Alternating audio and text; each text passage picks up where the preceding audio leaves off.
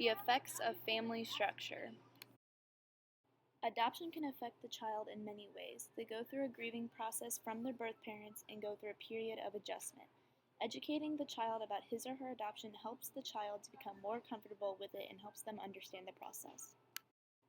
During adolescence, this is a hard time for adopted children because they can be very confusing. They are normally trying to seek their independence, and they are trying to search for their own individual qualities and what makes them special. Short-term effects on adolescence could be grief and confusion. Long-term effects may include searching for the truths about themselves and where they actually belong, or where they feel they may belong. In adolescence and beyond, they may be more prone to keeping their thoughts about their adoption to themselves. Long term, okay, like I personally, like I know some kids have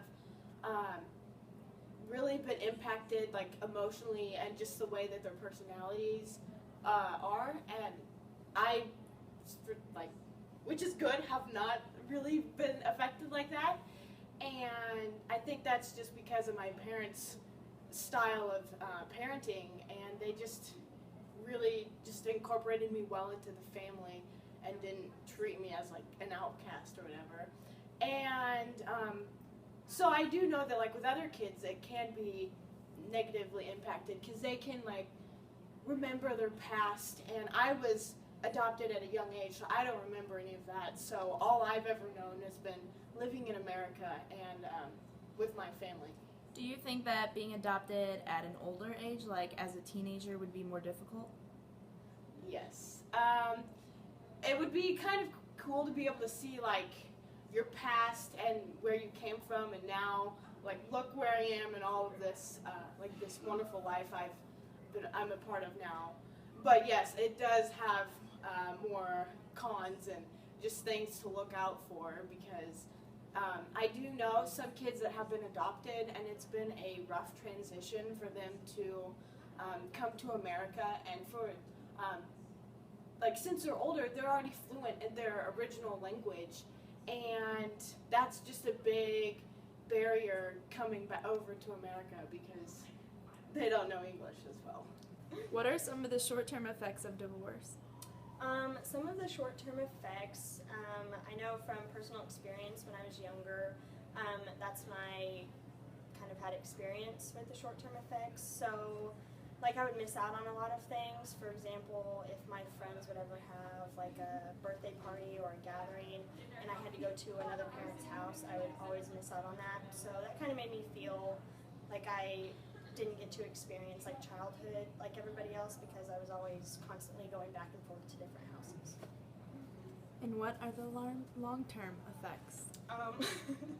Some of the long-term effects that have affected me, I know in my relationships that I have today, I'm always scared of like long-term commitment, like, oh my gosh, what if I end up like my parents, what if this doesn't work out? So I'm always kind of skeptical, and it's really hard for me to trust like my significant other. The physical split of two parents can affect a young age child all the way through adolescence. Although divorce in itself does not specifically harm the child, the conflict between the two parents can cause tensions and harm. Children from the ages 9 to 12 whose parents are going through divorce seem confused and often hurt. This may result in negative psychological outcomes. They might have been just getting used to being comfortable in school, with peers, and other family members, and a divorce can hurt those relationships and the child's social development. Divorce in the family during the teenage years may result in drastic effects. The teen may distance themselves from the family, and oftentimes going away to college doesn't seem so hard because they want to get away. Parents need to open the door of communication more with their teens if they are going through a divorce. The teen may feel isolated, lost, and betrayed. The adults and parents need to keep involved in their teens and their children's lives to assure they are emotionally stable. I don't want you and my dad to be replaced and meanies again. I want you and my dad to be placed as settled and be friends. I'm not trying to be mean. I just want everyone to be friends. And if I can be nice, I think all of us can be nice too. I'm not trying to be mean, but I'm trying to do my best in my heart. Children who come from step families and blended families tend to be more independent because of the emotional changes in growth and family structure they have to experience. Most blended families occur when the child is younger, but can also occur during middle childhood and adolescence.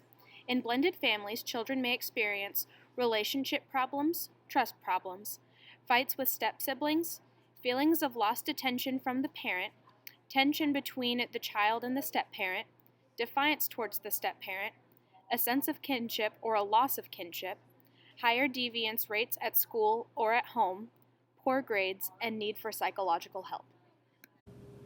What is it like having step siblings in a blended family? Well, I mean, it was definitely difficult because I was the baby of 2, and then it went from like that to being the second oldest of 10.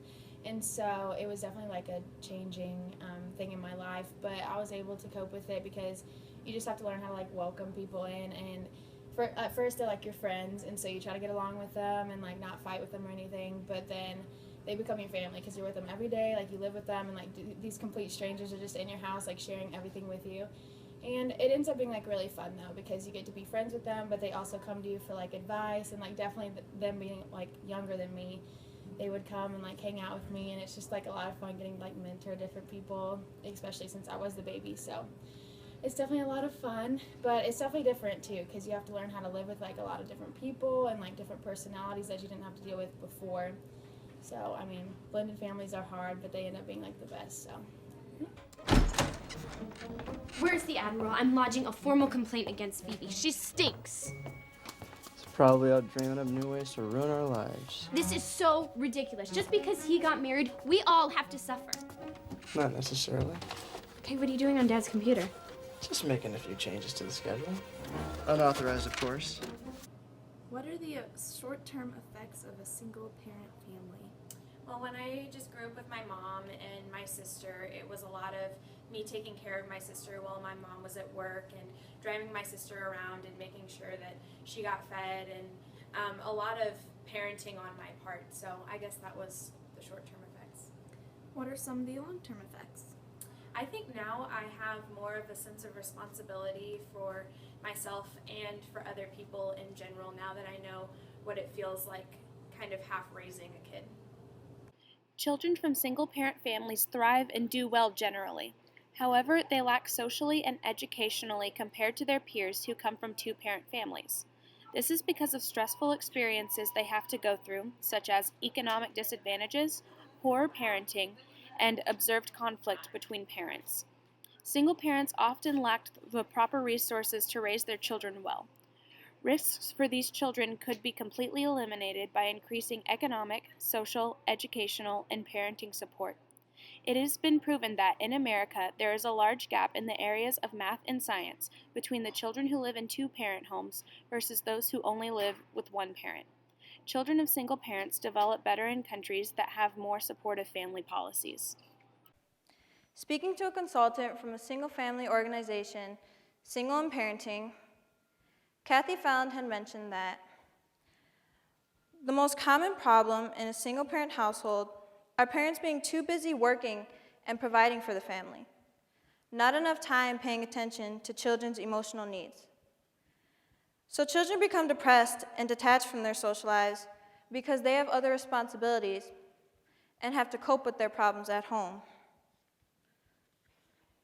Eldest children end up having to take up so much more responsibility, taking care of younger siblings, or even taking care of the household because they are the For adolescents, living with grandparents can benefit them greatly. One advantage of a teen living with their grandparents may include help with finances.